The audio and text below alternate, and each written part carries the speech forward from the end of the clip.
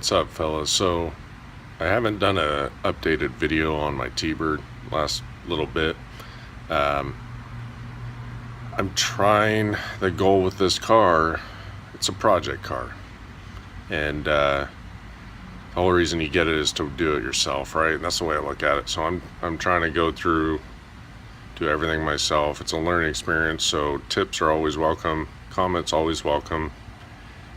And my mechanic skills have all come from trial and error over the years, and so I'm sure there's probably easier ways to do things. I'll show you what I've done so far, and this is really my way to just kind of document what I've done with the car, because I plan to keep it for a long time. So I'll do a little recap today about kind of what I've done, because I haven't really done a updated video in a little bit. So I just want to be able to be a resource if anyone out there is trying to do this kind of like I am themselves, and just looking for tips and tricks and see what other people are doing.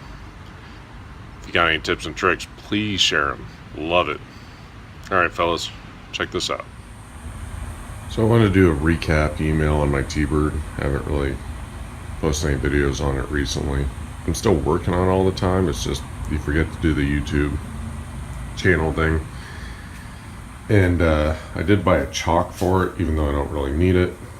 Somebody posted the trash in their car because it slipped in the gear, so I do put tire chocks under it now. I got all the new hubcaps.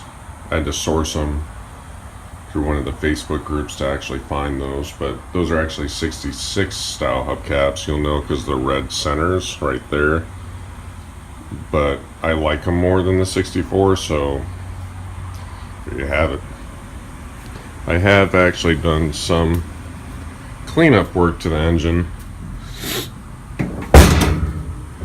You have to excuse my allergies are awful right now. So I've had a few issues. If you don't like the blue, well, Merry Christmas, it's blue.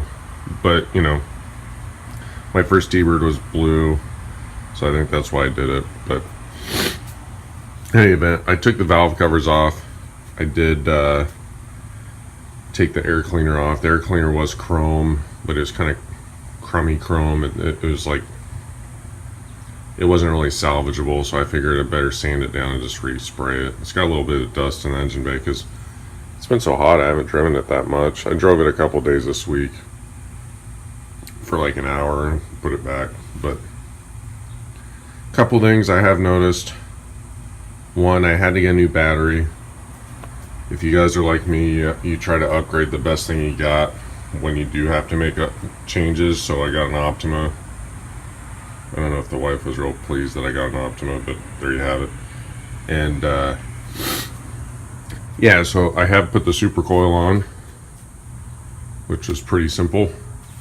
I did do the fuel line. I did that in this braided line. I guess the goal there was hoping that I could keep it from vapor locking. I've had issues with keeping cool, but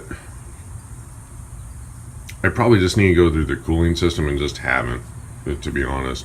So my cooling reservoir has some kind of just super fine pinhole leak, and only barely leaks every once in a while, but you can tell it's enough to make a little bit of a mess occasionally, which just drives me nuts because my engine bay is pretty dirty considering I just cleaned it not too long ago. And the fuel line, this actually seemed to help. I don't know if it's on my head, but it seemed to help. I did replace the mechanical fuel pump with the original style mechanical fuel pump. And then I have had issues with, someone had put a Holley carb on this thing. So one of the issues I have had is getting the carburetor adjusted just right. I know how silly it looks with 3 springs on it, but I had to do that in order to keep the accelerator lever right here from not returning all the way. It was having issues sticking open on the throttle, which it's just kind of made other issues. So for a temporary fix, I just put more springs on it, and that actually seemed to fix it. So for now, that's okay, I guess. It's too hot to be doing really any shows for me, so it's really just for me. By the time I put it in the show, I'll probably figure out what's going on. Anyway, so, and part of the problem is they put the Holley carburetor on there, and as a Mickey Mouse fix, they bent this rod to make the arm actually fit, and I think that's probably 90% of my issue, because in the back, it kind of kinks a little bit right there. And I think that's the real issue. But for now, the springs are a band-aid. It'll work. So then I did also have, because of the overheating issue, the fuel helped it from vapor locking. If I drove it all day in the Arizona heat, it would do okay for about an hour. I drive a lot, so what I ended up doing was I put the electric fans on, and one of my friends hit me up on that, so I want to run through that really quick. I know the correct way is to put a thermostat on it, and I might get some crap because the way I did it, but I'll show you what I did. Problem I had is at the time I was kind of in a bind, and it was overheating, and I just needed to get it home, and it actually worked. So it's the way it is today. Eventually I will change it, but I have not yet. So basically what I did is I got these two electric fans, and I mounted them. It's gonna be hard to see, ironically. Let's see if I can get in here. And I mounted them right in the front grill space. And I just used the little clips that they have with it. That was probably horrible cinematic response, but so I ended up mounting them right in front. And then again, I am not the master electrician. I just need to get home, so I ran a hot wire to both fans. I connected them to one hot wire going out, and then I grounded it right up front. I will say this, if you haven't bought electric fans yet, don't buy the cheap ones, because these are cheap ones and they kind of suck. They're just okay, but for how much work you put into it, I just wanted to spend, I think I spent $100 for both of them. I don't suggest it. I would, if I did it again, that is my biggest regret. I would have spent more money. So I'm really sorry about the allergies. I'm sure that's annoying to listen to. I ended up running the hot lead straight to the battery, but it's on a fuse. I've got the fuse actually back here. So I do have a fuse on it. You can get these fuses anywhere. And I know it's not perfect, but this thing's a work in progress. So when I get time, I fix things and redo it. So I'll probably end up redoing the electric fan setup, but honestly it works fine.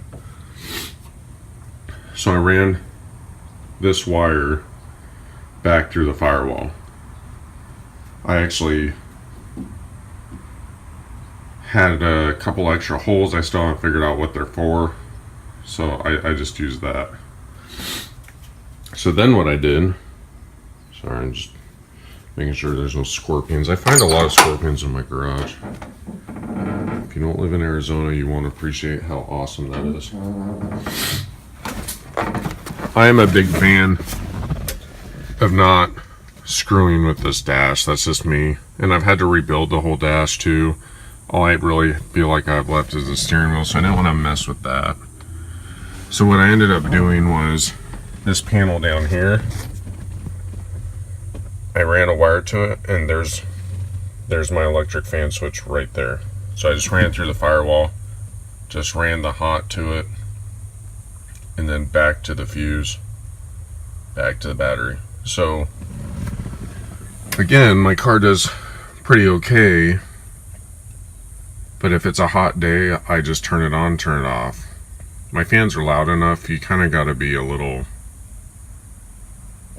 unique to not notice they're on when you're leaving the car anyway. So it's not like I could walk away. And I guess I could, but it'd be hard to do. So basically that's been working great. My car doesn't overheat with those fans. If I turn those fans on, it keeps it super cool. I don't turn them on. I like having the switch because I just, when I'm warming the car up, I can just keep them off. Now, yes, I could just put a thermostat on and I would never have to mess with a switch, and that's 100% the better way to do it. I am not a master electrician, so this worked for me for now.